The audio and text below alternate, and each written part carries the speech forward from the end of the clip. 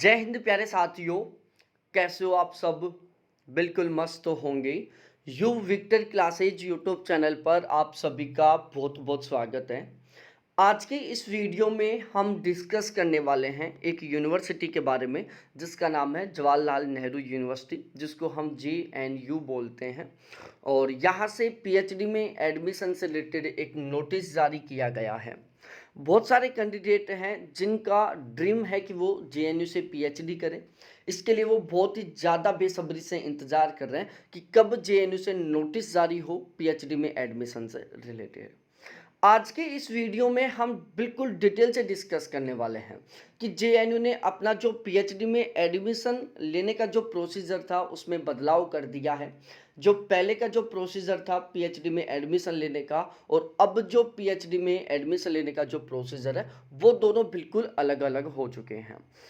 पहले जो JNU में पीएचडी में एडमिशन लेने का जो प्रोसीजर था उसमें क्या होता था कि सबसे पहले आपका एंट्रेंस एग्ज़ाम होता था।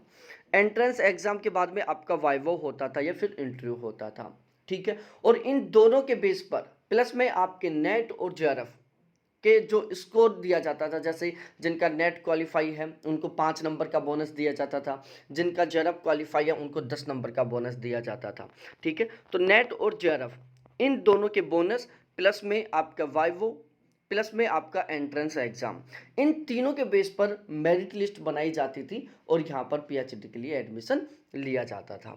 लेकिन अब JNU ने अपना जो एडमिशन प्रोसीजर है वो बदल दिया है। अभी कुछ समय पहले 27 मार्च 2024 को यूजीसी के द्वारा एक नोटिफिकेशन जारी किया गया था, ठीक है।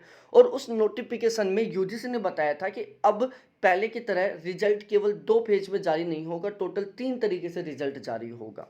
पहले यूजीसी का जो रिजल्ट था वो 2 तरीके से जारी होता था, या तो JRF के लिए जारी होता था या फिर नेट के लिए जारी होता था। लेकिन अब जो रिजल्ट वो 3 तरीके से जारी होगा, पहला JRF के लिए, दूसरा नेट के लिए और तीसरा होगा पीएचडी में एडमिशन के लिए। यूजीसी ने अनाउंसमेंट कर दिया उस नोटिफिकेशन के माध्यम से कि भाई अब पीएचडी में एडमिशन लेने के लिए यूनिवर्सिटियों को अलग अलग तरीके से एंट्रेंस एग्जाम लेना नहीं होगा। जो नेट का एग्ज़ाम है उसमें जो स्कोर हुआ है उसी के बेस पर क्या लिया जाएगा, पीएचडी में एडमिशन लिया जाएगा। अब कोई भी यूनिवर्सिटी पीएचडी में एडमिशन के लिए एंट्रेंस एग्ज़ाम कंडक्ट नहीं करवाएगी। तो अब JNU में पीएचडी में एडमिशन किस तरीके से होगा भाई? एक तो आपका नेट का जो एग्ज़ाम होगा उसमें आपका कितना स्कोर होता है वो, प्लस में आपका यहाँ पर क्या होगा, वाइवा होगा, आपका इंटरव्यू होगा और उसके बेस पर आपका क्या होगा, यहाँ पर पीएचडी में एडमिशन होगा।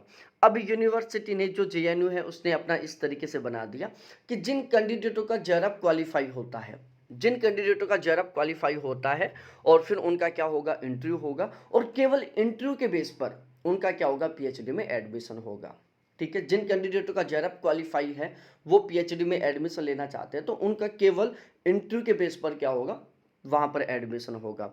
जिन कैंडिडेटों का केवल नेट क्वालिफाई है तो उनका एक वेटेज फिक्स किया जाएगा। नेट का जो स्कोर है उसका 70% वेटेज रहेगा और जो वाइवो होगा, इंटरव्यू होगा, उसका 30% वेटेज होगा। इस तरीके से टोटली कुल मिलाकर 100% वेटेज बनेगा जिसके बेस पर यहाँ पर पीएचडी में एडमिशन होगा। तो JNU का जो एडमिशन प्रोसीजर वो बिल्कुल बदल चुका है। अब आपका एंट्रेंस एग्ज़ाम नहीं होगा, आपका जो नेट में स्कोर होगा उसी के बेस पर आपका यहाँ पर क्या होने वाला है, एडमिशन होने वाला है। जिन कैंडिडेटों का JRF क्वालिफाई होता है उनका इंटरव्यू होगा, इंटरव्यू के बेस पर ही यहाँ पर क्या होने वाला है, उनका एडमिशन होने वाला है। और जिन कैंडिडेटों का नेट क्वालिफाई है उनका नेट का स्कोर का 70% वेटेज रहेगा और इंटरव्यू का 30% वेटेज रहेगा और इन दोनों को मिलाकर नेट वालों की अलग से मेरिट जारी की जाएगी और फिर उनका एडमिशन होगा। तो ये एक प्रोसीजर है जो कि बदल चुका है। तो अब ये ध्यान रखना, JRF क्वालिफाई कैंडिडेट कभी ये सोचे कि हमारा तो डायरेक्टली पीएचडी में एडमिशन हो जाएगा, ये सोचना बंद कर दो भाई लोगों। आपके वाइवो में बहुत अच्छी परफॉर्मेंस होगी ना तो ही आपका क्या होगा, यहाँ पर पीएचडी में एडमिशन होगा।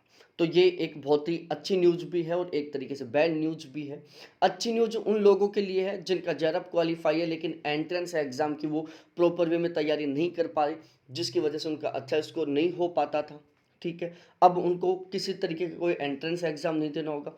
बैड न्यूज़ ये है कि उनको वाइवो के लिए बहुत अच्छे तरीके से तैयारी करनी पड़ेगी। तो ये सारा सीन था। बाकी इसका नोटिफ़िकेशन कब जारी होता है, कौन से सब्जेक्ट्स में कितनी सीट अवेलेबल रहती हैं, ये जब भी आएगा मैं इस चैनल के माध्यम से आपको तुरंत बता दूँगा। तो चैनल को एक बार ज़रूर सब्सक्राइब करें।